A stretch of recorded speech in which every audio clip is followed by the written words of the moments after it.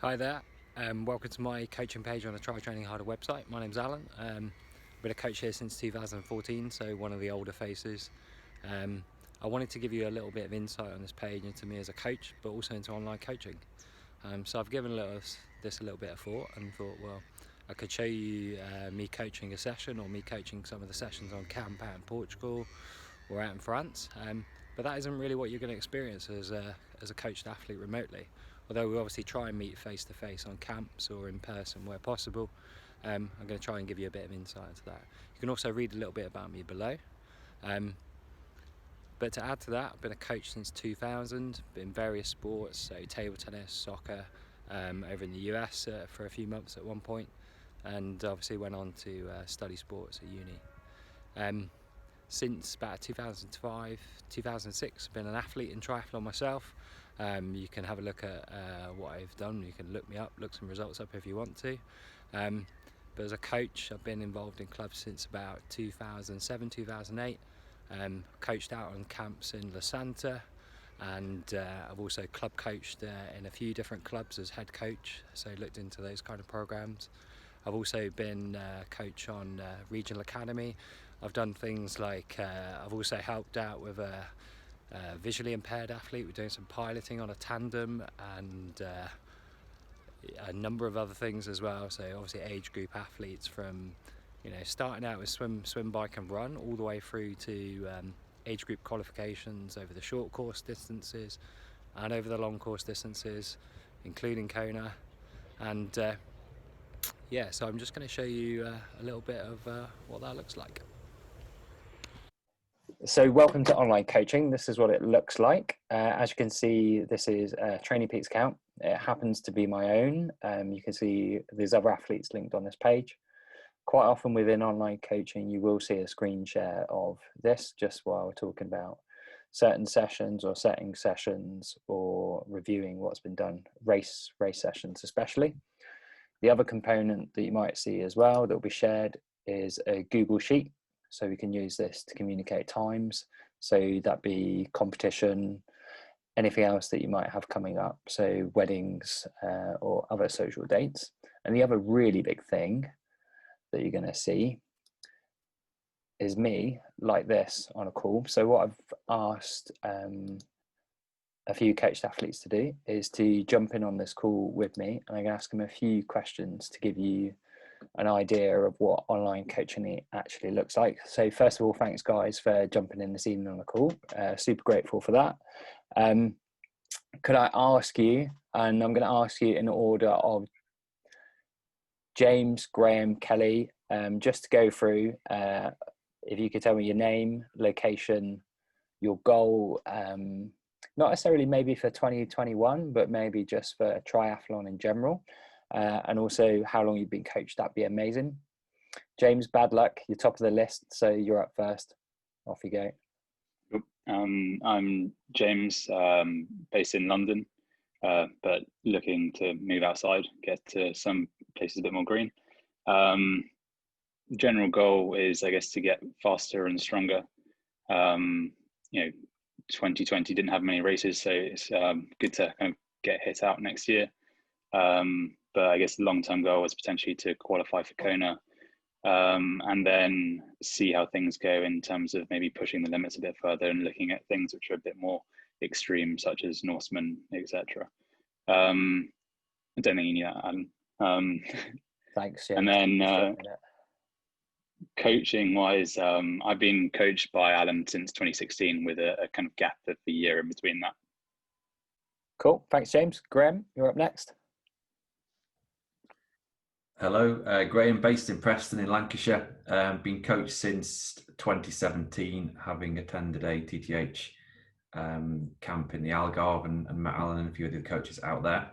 In terms of my my goals going forward, it's just to try and improve year on year the key events that I'm doing, and trying to get my time down certainly for Ironman below 11 hours going forward is the key goal, certainly next year and beyond. And then to have fun doing triathlon and try and join or attend as many sort of events across Europe and the world when things get back to normal that I've been putting onto my bucket list, having seen them on YouTube over the course of this lockdown period. Any ambition to do Norseman, Graham? No. Okay. Just to be clear on that, in case I get any more surprises. Kelly? Yeah, so I'm Kelly. So I'm based up in Manchester, so again, sunny north. I guess I've been coached by Alan since summer 2020, so recent joiner to the team. And I guess my aims for the next year and beyond are probably just to see how fast I can do an Ironman distance and probably 70.3 as well. So I felt for 70.3 that I did do, you really give it a good shot. And I guess the same with the Ironman, I think you just improve the more you do. So I just want to see how fast and strong can I get at those events. I think probably look to do a bit of different events. So I've done a hilly one, so I want to try and have a look at branching out into what would a flat one be like? Would it be any better, any worse? Yeah, just to see what the different events are. Hi, Andrew. How you doing? I don't know if he can hear me. I'll see when he comes through. Okay, cheers for that, guys. Everybody's on Ironman so far, 70.3, which is pretty typical across the wider group of athletes that I work with. So currently working with 10 athletes. So just a small selection this evening. And that ranges from a few countries. So obviously you guys are all around the UK. Got one athlete out in Dubai and one athlete in France as well. Rest mostly in the UK. Andrew, can you hear me? You're on mute at the moment. Still can't hear you. I'm gonna make up your career here, Andrew, and say that you're in a folk music band and you're touring due to the guitar behind you. You like it? Yeah. So we're recording now. Thanks for jumping in. I've asked everybody so far, name, location, goal for triathlon next year, and how long you've been coached. Okay, so my name's Andrew Luke. Yeah. Location UK/Norway. Aim next year is 270.3s. Yeah. And maybe a full Ironman as well. Okay. And how long have we've been working together? Approximately 3 years, I think. I think that's right. I think that's right. We'll go with both being somewhat vague on that answer. Forever. Okay. In a good way, yeah? Yeah, obviously. Okay, all right. Okay, so second question, like going around the group. I'll leave you to last, Andrew, so you can have a little bit of time. What led you to coaching? As in, what, obviously you weren't coached at some point. So generally, what led you to coaching, and I guess some of the reasons why you ended up being coached by me. Feel free to kind of have your own answer there. Kelly, do you want to go first this time? Yeah, sure. Just come off mute. So I guess what led me to coaching, in all honesty, I had no idea how to train for an Ironman or triathlon, to be honest. So yeah, I thought, right, okay, I need to somehow get into a coached system to give me some sort of direction. So I would literally run like I've running away from someone and bike like I'd stole it. So, and swimming was definitely my weak point and still is.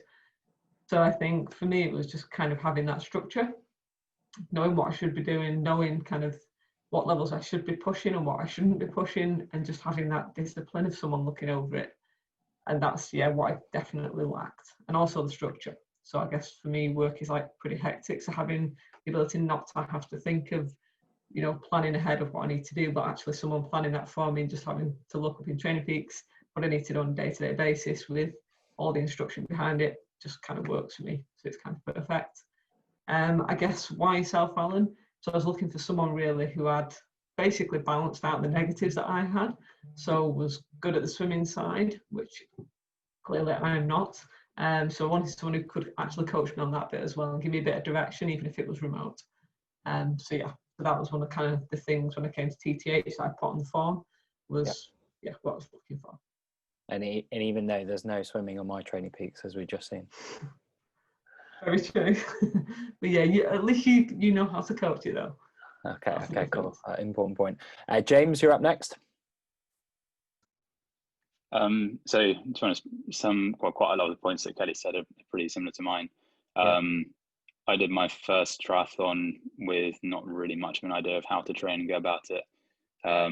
You know, I remember doing things like trying a dismount whilst having never practiced it and just completely flooring myself. And then kind of my signed up favourite for, session to coach. well, because you see everyone hit the deck. No, it's just fun to do. Sorry, James, I interrupted. Yeah, so I kind of went in the deep end, and after that race, entered a full Ironman straight away. And I had a pretty lofty goal of, I guess, going under 10 hours. And so I wanted to essentially get the structure and see how it would work with work as well, given the number of hours I was working. So yeah, it kind of led me to coaching and definitely helped me learn, and the learning curve was extremely steep. You know, how I guess we started working together. I think I had my first call with Philip at TTH, and then was put through to you. And to be honest, I think one of the things which was great was didn't really kind of laugh and not believe that I could hit the goal. And you know, just extremely knowledgeable. And I think the fact that you were also racing, and I guess relatively similar in terms of ability, although you could definitely crush me on the bike. You know, that definitely made it more relatable. It's all right. You can definitely crush me on the run. So, you know, equal opportunities here. And did you get under 10 hours, to ask the obvious question that everybody else is wondering the answer to as well? Yes, 9:43. Cool. Not bad for your first one, is it? Graham, over to you. Yeah, so I've been doing triathlon for about 4 years, I think, mainly sprint and Olympic distance with an annual 70.3 thrown in. And following that, a friend had sort of challenged me to do an Ironman, and obviously that was a big step up, and didn't really know how best to go about doing that. So I convinced him to come along to one of the training camps in Portugal to get some coaching at the camp, and also just to get some more, you know, bedrock of training in before the event later in the year. And it was really off the back of that the discussions around coaching sort of progressed, with quite a few other people on the camp obviously being coached already by TTH. It wasn't something we were looking to do, to be honest with you. It was just having the holiday, getting some miles in, and then using that. But off the back of seeing the value that the coaches were adding on the holiday, and obviously speaking to those athletes, that's what then led me down the line to be coached going forward. And in terms of who that was just a case of filling out the form, and then you just got back to me, had that initial conversation, and suggested yourself. I think you had a time in your diary probably more than anything else. So that's how we ended up together initially for that first sort of 12-month period, and then I took a bit of a gap just to refresh, and then came back to it, and then obviously continued with you, Alan, going forward. So I think that's been long enough ago that there's actually a degree of me selecting you in that process as well, Graham, because I still would have been getting the forms at that stage. So that probably answers part of that question as well. Moving on, Andrew, if you can still remember the question, over to you. You good? Yeah, I entered triathlon just through some encouragement from friends, really, because I was cycling and swimming and running a lot, and they just sort of merely suggested it to me. And I think I sort of went in a bit sort of feet first and just entered the New Forest Triathlon half Ironman distance. And I sort of went in, competed in the New Forest Triathlon, really enjoyed it, but realised, you know, there's a lot to learn to this, and I was basically flogging myself with my training, and I needed to take a bit of everyone else suggested a bit more of a structured approach to my training. So that's when I sort of sought out you through various online searches, etc. And I remember our conversation where it was more of an interview from yourself, and you said, "Oh, you basically assigned me a coach of your choice." Yeah. And it's quite a compliment, really, when you phone me back and said that you would actually like to take me on. So it's kind of how I got into it. Cool. Thanks for those answers. So here's the really difficult question. I don't know which half of the question is the really difficult bit, but basically in turn, Graham, I'm going to ask for you first on this one. So something positive, maybe something like recent over the last few weeks that you've kind of like something that you've taken out of coaching or you found useful or helpful or enjoyable or whatever, just something that's kind of meaning for you.